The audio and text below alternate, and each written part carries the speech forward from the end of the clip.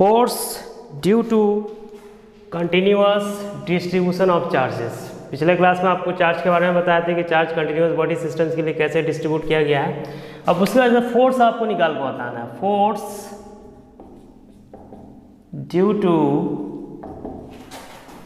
Continuous distribution of charges. अलग अलग systems के लिए अलग अलग वैल्यू निकलेगा, ठीक है। अब यहाँ पर हम बात करते हैं लीनियर चार्ज डिस्ट्रीब्यूशन।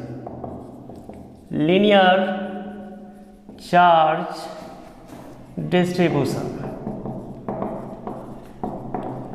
तो लीनियर चार्ज डिस्ट्रीब्यूशन में आपको हम बता चुके हैं कि अगर कोई भी बॉडी लीनियरली लिया गया है और इसका चार्ज मान लेते हैं कि पूरे सिस्टम पर डिस्ट्रीब्यूटेड है, जिसका लेंथ L है, इस सिस्टम्स की वजह से एक पॉइंट पर फोर्स निकाल के बताना। मान लीजिए पॉइंट पर, ये पॉइंट है, this is the test charge.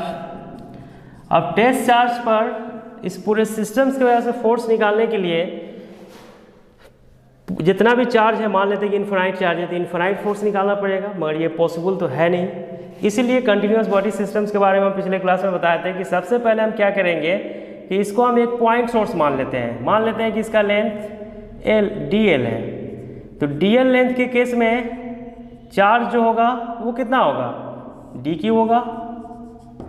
This is the smallest charge. अब स्मॉलेस्ट चार्ज की वजह से इस पॉइंट पर फोर्स निकाल लेंगे हम इजली। मान लेते हैं कि इसके वजह से जो फोर्स इस पॉइंट पर आ रहा है, this is the df, this is the smallest force due to smallest charge dq, ठीक है। ये डिस्टेंस मान लेते हैं कि r डिस्टेंस पर ये रखा हुआ है, ठीक है। तो यहाँ पर चार्ज डेंसिटी दिया रहेगा आपको, चार्ज डेंसिटी नहीं दिया रहेगा तो नहीं निकल सकता है। मान लेते हैं चार्ज डेंसिटी लेमडा है, ठीक है ना। तो आप जानते हैं कि लेमडा इक्वल टू क्या होता है, dq बाई dl। तो dq इक्वल टू कितना हो जाएगा, लेमडा dl हो जाएगा, ठीक है ना। अब dq जब मेरा निकल गया तो इलेक्ट्रोस्टैटिक्स फोर्स इस पॉइंट पर, इस सोर्स की वजह से, पॉइंट सोर्स की वजह से निकाल लेंगे। तो इलेक्ट्रोस्टैटिक्स फोर्स जो होगा आपका, electrostatics force on the test charge dq, test charge q naught is given by, तो df इक्वल टू कितना होगा, k इंटू q1। मतलब q1 के यहाँ पे कितना लेंगे, dq लेंगे, q2 के यहाँ पे कितना लेंगे, q नॉट लेंगे, और इसके बीच का डिस्टेंस कितना है, तो r, तो आपका r का स्क्वायर हो जाएगा, ठीक है ना। तो इस तरह से आप बोल सकते हैं कि df इक्वल टू जो होगा k इंटू dq का वैल्यू कितना है, lambda dl into q not by r square. मतलब df का जो वैल्यू आ रहा है आपका वो k into q not lambda dl by, यह आपका वैल्यू आ रहा है r स्क्वायर, ठीक है ना। ये df जो फोर्स आ रहा है ये किसके वजह से आ रहा है, ये इस पॉइंट सोर्स की वजह से आ रहा है। पूरे सिस्टम्स की वजह से निकालना होगा तो क्या करेंगे, electrostatic force on test charge due to पूरे होल सिस्टम्स की वजह से निकालना होगा। इलेक्ट्रोस्टैटिक्स फोर्स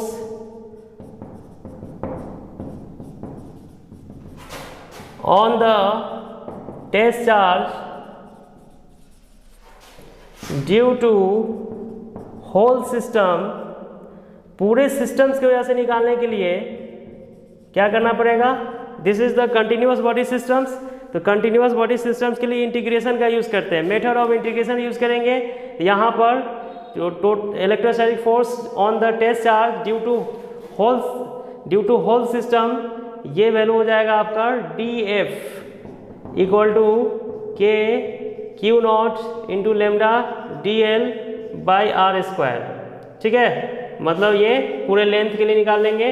मतलब फोर्स जो आएगा यहाँ पर यह आपका आ जाएगा k q not L lambda D L R square, ठीक है ना।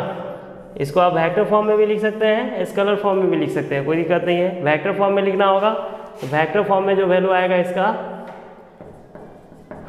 वेक्टर फॉर्म में ये हो जाएगा F equal to K Q naught L lambda D L by R vector का मैग्नीट्यूड का स्क्वायर आर कैप, ठीक है। तो इस तरह से लीनियर चार्ज डिस्ट्रीब्यूशन की वजह से किसी भी पॉइंट पर आप फोर्स निकाल सकते हैं। मतलब बहुत सिंपल है, जैसे कूलम्ब्स लॉ अप्लाई करते हैं वही करना है, सिर्फ उसको पॉइंट सोर्स मानकर हम सॉल्व करेंगे और लास्ट में उसको इंटीग्रेट कर देंगे। जितना लेंथ के लिए निकालना होगा 0 से 10 मीटर 20 मीटर 50 मीटर जितना रहेगा उतना के लिए आप निकाल लीजिएगा। ये पूरे सिस्टम्स की वजह से एक टेस्ट चार्ज पर फोर्स निकल जाएगा जो बहुत बड़ा फोर्स होगा, ठीक है।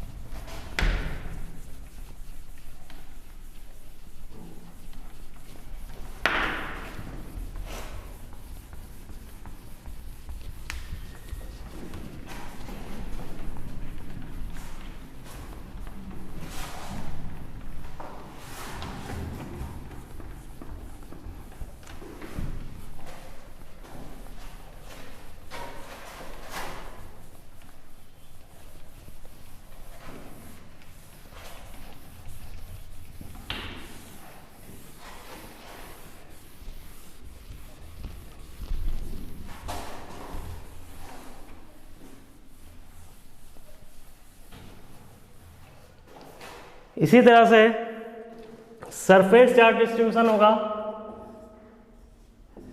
सरफेस चार्ज डिस्ट्रीब्यूशन,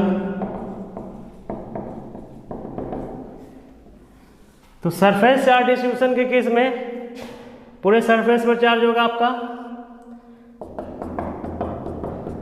अब पूरे सरफेस के वजह से जो चार्ज का डिस्ट्रीब्यूशन होगा उसके वजह से इलेक्ट्रोस्टैटिक्स फोर्स एक पॉइंट पर निकालना है। फिर वही बात है, पूरे सिस्टम्स की वजह से इलेक्ट्रोस्टैटिक फोर्स निकालना टफ है, तो फिर हम क्या करेंगे, फिर हम करेंगे क्या, एक छोटा सा एरिया लेंगे और उस एरिया के लिए पहले हम चार्ज निकालेंगे।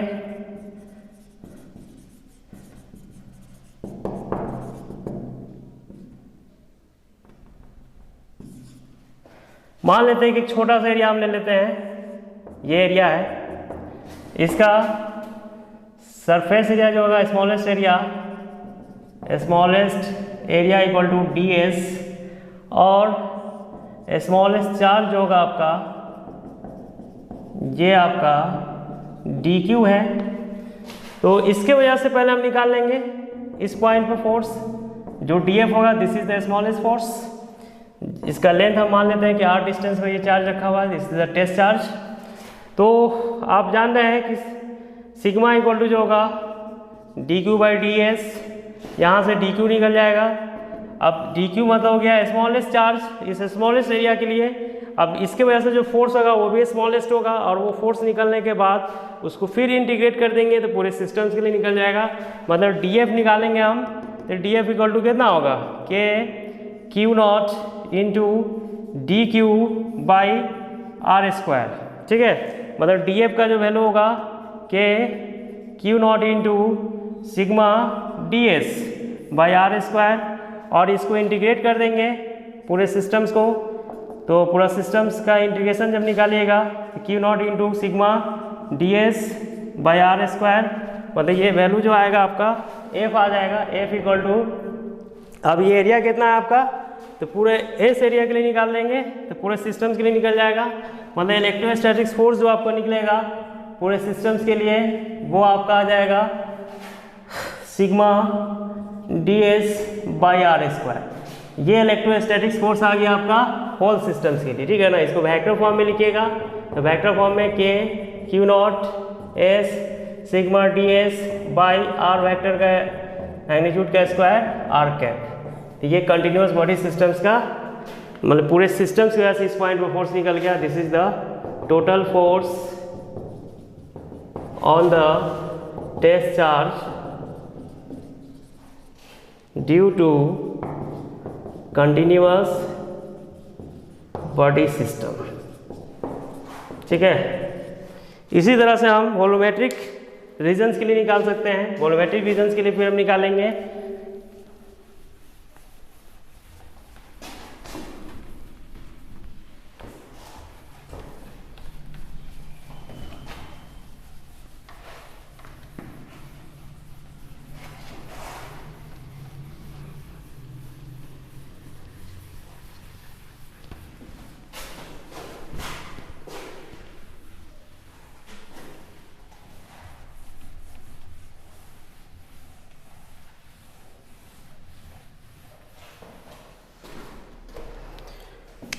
इसी तरह से आपका वॉल्यूमेट्रिक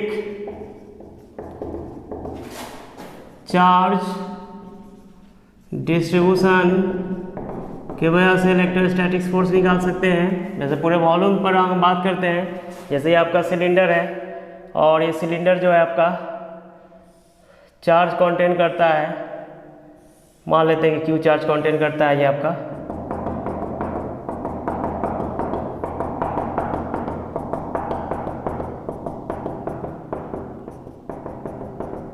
टोटल चार्ज इसका है आपका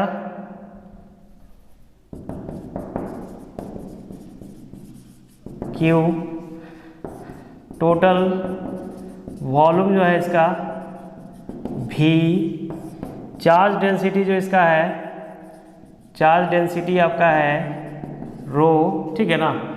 और इसकी वजह से ये टेस्ट चार्ज पर फोर्स निकालना है Q नॉट पर। तो फिर हम क्या करेंगे, छोटा सा वॉल्यूम लेंगे, ये वॉल्यूम जो लेंगे हम आपका स्मॉलेस्ट वॉल्यूम dV, इसके वजह से स्मॉलेस्ट चार्ज जनरेट होगा। स्मॉलेस्ट चार्ज जो होगा आपका दिस इज द dQ, ठीक है। इसके वजह से हम इस पॉइंट पर फोर्स निकालेंगे जो बहुत छोटा सा फोर्स होगा dF। और ये फोर्स निकालने के बाद फिर हम क्या करेंगे, इसको इंटीग्रेट कर देंगे पूरे वॉल्यूम्स के लिए, और पूरे वॉल्यूम्स के लिए जब इंटीग्रेट करेंगे तो पूरे सिस्टम्स की वजह से इस पॉइंट पर फोर्स निकल जाएगा। अब यहाँ पर dF की यहाँ पर हम बात करते हैं तो रो इक्वल टू क्या है, dQ बाई dV। तो यहाँ से बोल सकते हैं कि dQ इक्वल टू कितना हो जाएगा, रो dV हो जाएगा, ठीक है। तो यहाँ से आप फोर्स जब निकालेंगे तो dF इक्वल टू कितना आ जाएगा, dF इक्वल टू आ जाएगा K Q naught into dQ by R square, ठीक है ना। मतलब आप फोर्स निकालिएगा तो आपका dF इक्वल टू आ जाएगा K Q नॉट इंटू आपका dQ का वैल्यू कितना है तो रो dV, ठीक है ना, बाई R स्क्वायर। पूरे सिस्टम्स के लिए हमको फोर्स निकालना होगा तो उसके लिए हम क्या करेंगे, इंटीग्रेट कर देंगे इसको पूरे वॉल्यूम के लिए। तो F इक्वल टू आ जाएगा K Q naught rho dV by R square. ये इलेक्ट्रोस्टैटिक्स फोर्स निकल गया पूरे सिस्टम्स के लिए। वेक्टर फॉर्म में जब हम निकालेंगे तो K Q naught rho dV by R vector का मैग्नीट्यूड का स्क्वायर R कैप, ठीक है ना। तो ये आपका इलेक्ट्रोस्टैटिक्स फोर्स निकल गया इस पॉइंट पर पूरे सिस्टम्स की वजह से। This is the electrostatics force